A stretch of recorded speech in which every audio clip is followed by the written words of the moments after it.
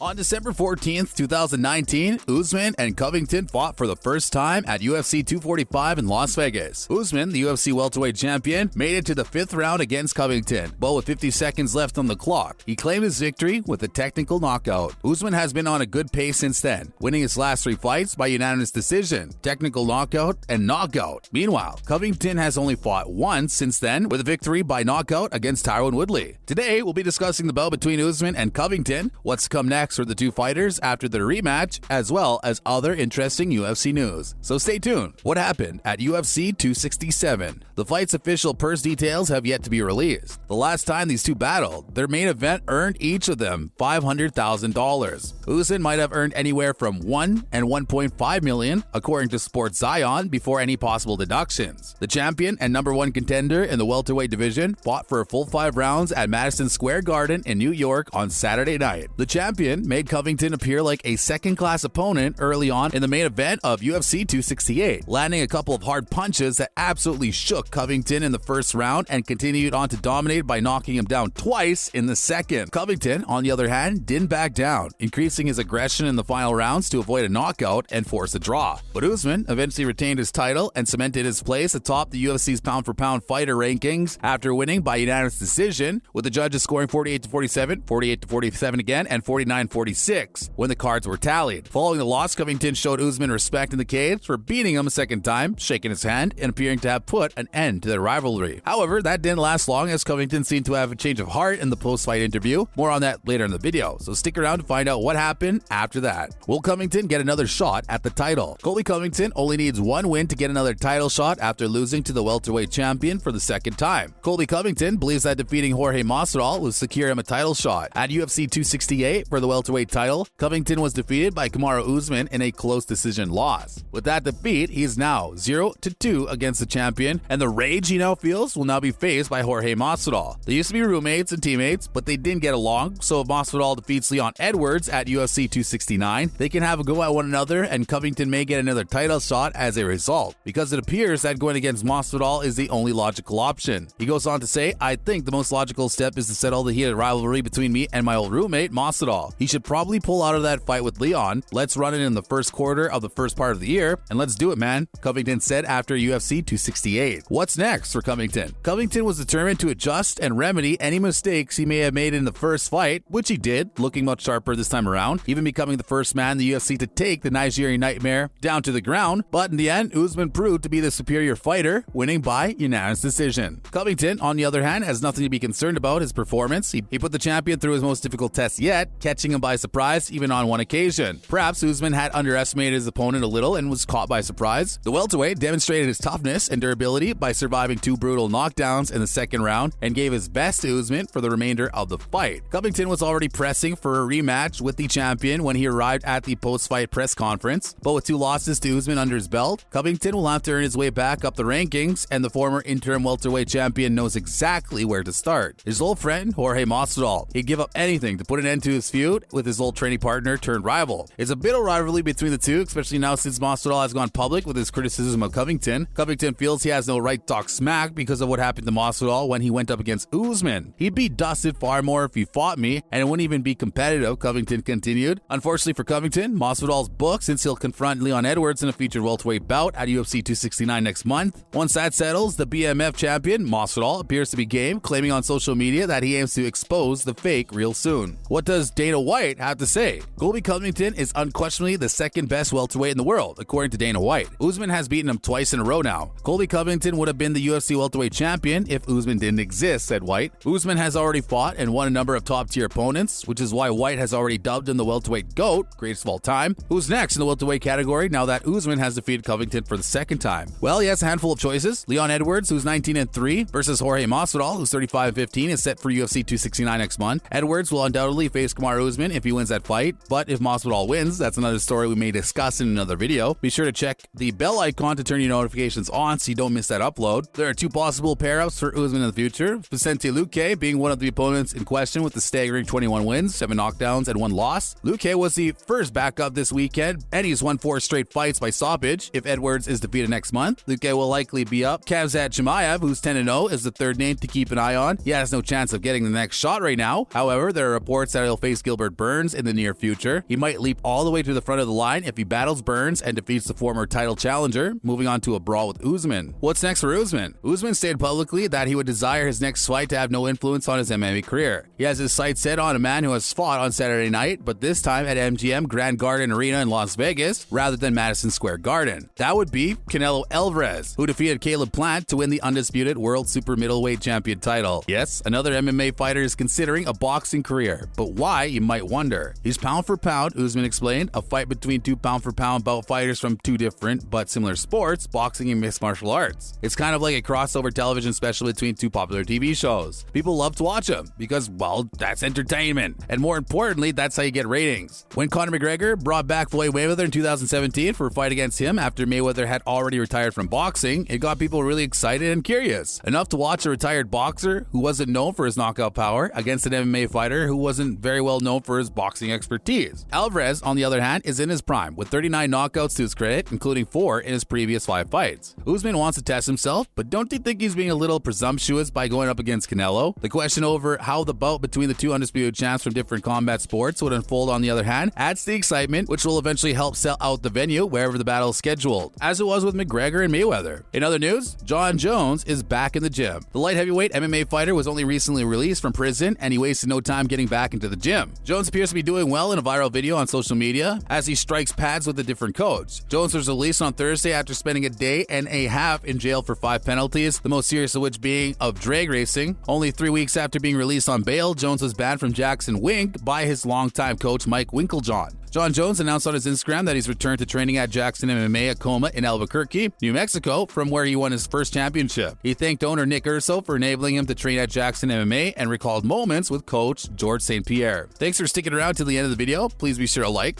share, and subscribe to support our channel and for more content like this.